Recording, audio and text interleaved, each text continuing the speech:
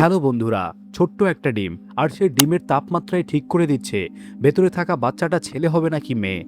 অবিশ্বাস্য হলেও এটি সত্যি। মাত্র 2 থেকে 3 ডিগ্রি তাপমাত্রার পরিবর্তনই পুরো ফলাফল বদলে দিতে পারে। এটা কোনো গল্প নয়, এটা বাস্তব বিজ্ঞান। আমরা সাধারণত জানি কোনো প্রাণী ছেলে হবে নাকি মেয়ে সেটা নির্ধারণ হয় তার জিন বা ডিএনএ দিয়ে। কিন্তু পৃথিবীতে এমন কিছু প্রাণী আছে যাদের ক্ষেত্রে বিষয়টা একদমই ভিন্ন।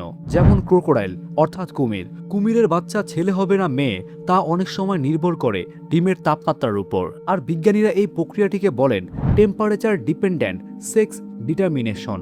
সহজ ভাষায় বললে, ডিমের ভেতরে থাকা বাচ্চাটি যখন ধীরে ধীরে বড় হতে থাকে তখন আশেপাশের তাপমাত্রা তার লিঙ্গ নির্ধারণে গুরুত্বপূর্ণ ভূমিকা রাখে।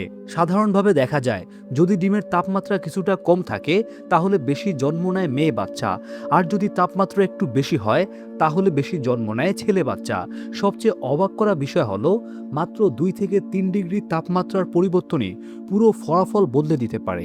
ভাবুন একবার, মাটির নিচে থাকা বাসার তাপমাত্রা, সূর্যের আলো, বালুর উষ্ণতা সবকিছু মিলেই ঠিক করেছে নতুন জীবনের পরিচয়। এটি আসলে ছেলে হবে নাকি মেয়ে। আরও মজার বিষয় হলো শুধু কুমিরের ক্ষেত্রেই এমনটা ঘটে না, এই একই ঘটনা দেখা যায় সি টার্টাল অর্থাৎ সামুদ্রিক কচ্ছপের ক্ষেত্রেও। বিজ্ঞানীরা মনে করেন প্রকৃতির এই ব্যবস্থা অনেক সময় প্রাণীদের সংখ্যা ও ভারসাম্য বজায় রাখতে সাহায্য করে। যদি প্রকৃতির এই ব্যবস্থা না থাকতো তাহলে হয়তোবা প্রাণীর ভারসাম্য রক্ষা পেত না। তাহলে একবার ভাবুন তো, মাটির নিচে থাকা একটি ছোট্ট বাসা, সামান্য একটু বেশি রোদ, একটু বেশি ছায়া, আর সেই ছোট্ট পরিবর্তনই নির্ধারণ করে দিচ্ছে একটি ছোট্ট জীবনের পরিচয়।